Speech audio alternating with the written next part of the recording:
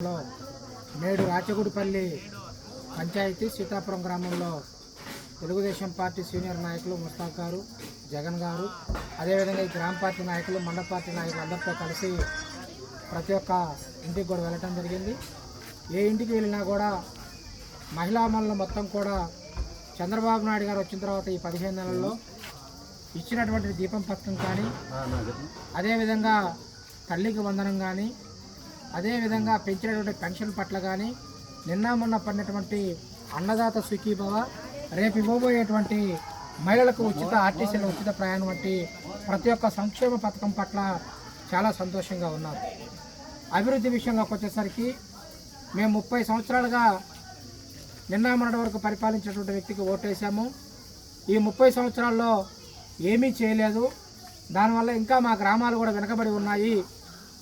కాబట్టి మా గ్రామాలకు సిమెంట్ రోడ్లు కానీ, గ్రావెల్ రోడ్లు కానీ, అదేవిధంగా డాంబర్ రోడ్లు, తార్ రోడ్లు కానీ ఏర్పాటు చేయాలని చెప్పేసి మహిళలందరూ కూడా చెప్పడం జరిగింది.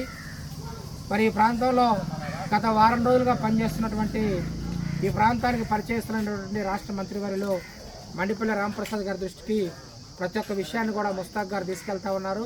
వాళ్ళ శాసనసభ్యులు కాబట్టి అన్నిటిని కూడా ఇప్పుడు ఎలక్షన్ కోడ్ ఉంది కాబట్టి ఇప్పుడు చేయలేం. కాబట్టి ఖచ్చితంగా 6 నెలలకు ఒకసారి మరలా వచ్చేటువంటి ఎన్నికల్లో, ఈ జడ్పీటీసీ ఎన్నికల్లో ఓటడగాలంటే వాళ్ళు అడిగినటువంటి ప్రతి ఒక్క హామీ ఏదైతే ఉందో సమస్యని ఎన్నికలైన తర్వాత, జడ్పీటీసీ ఎన్నికలైన తర్వాత ఖచ్చితంగా పూర్తి చేసి రానున్నటువంటి 6 నెలల తర్వాత మరలా వచ్చి ఓట్లు అడుగుతామని చెప్పేసి వాళ్ళకి చెప్పడం జరిగింది.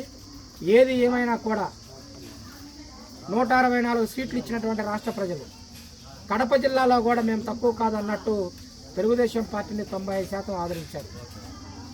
అంటే ఒక మంచి అవకాశం ఇస్తే 151 సీట్లు ఇస్తే రాష్ట్ర ప్రజలు ఎందుకోసం అంత మెజార్టీ ఇచ్చారో ఆలోచించకుండా రాష్ట్ర ప్రజల మీద దాడులు, దౌర్జన్యాలు చేసి రాష్ట్ర ప్రజల యొక్క సంపదను ఏ విధంగా దోచుకున్నారన్నది నిన్న మొన్న టీవీల్లో కానీ, సోషల్ మీడియాలో కానీ కేవలం ఒక్క ఎగ్జాంపుల్ మాత్రమే. వెంకటేష్ నాయుడు కట్ల మధ్యలో నిలబడి వీడియోలతో ఆస్వాదిస్తున్నారంటే వాళ్ళు ఏ విధమైనటువంటి రాష్ట్రం యొక్క ఆర్థిక పరిస్థితిని దెబ్బతీశారు, రాష్ట్ర ప్రజల యొక్క ఆర్థిక వ్యవస్థను చిన్నాభిన్నం చేశారో ఒక చిన్న మధ్య కుంభకోణం చూస్తే అర్థమవుతోంది.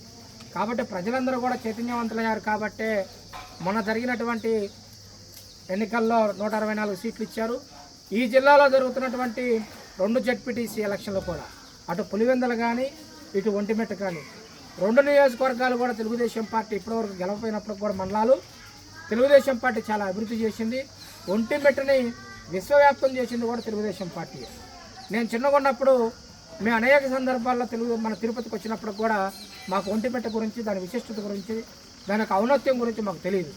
కానీ 2014లో చంద్రబాబు నాయుడు గారు ముఖ్యమంత్రి అయిన తర్వాతనే ఒంటిమిట్ట అనేది ఒకటి ఉంది, అక్కడ శ్రీరాములు గారు కళ్యాణం చేయొచ్చు అని చెప్పేసి విశ్వం మొత్తానికి తెలిసింది. ఉమ్మడి రాష్ట్రంలో చూసుకుంటే మనం రాములు గారిని దర్శనం చేసుకోవాలంటే భద్రాచలం పోయేవాళ్ళం. ఈ రోజున ఆంధ్రప్రదేశ్ రాష్ట్రంలో శ్రీకాకుళం నుంచి చిత్తూరు వరకు రాములు గారిని దర్శనం చేసుకోవాలనుకుంటే ఒంటిమిట్ట రావాల్సినటువంటి పరిస్థితి.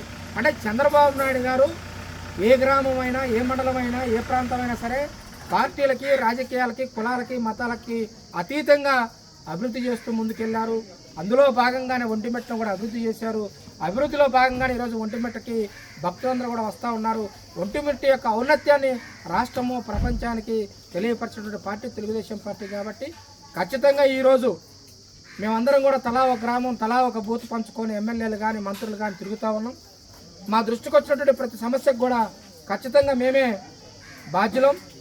ఎన్నికలైన తర్వాత ఖచ్చితంగా మా దృష్టికి వచ్చినటువంటి ప్రతి సమస్యకు కూడా పరిష్కారం చూపిస్తాం.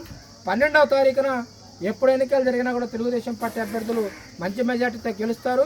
ఖచ్చితంగా ఆ యొక్క విశ్వాసం మాకుంది.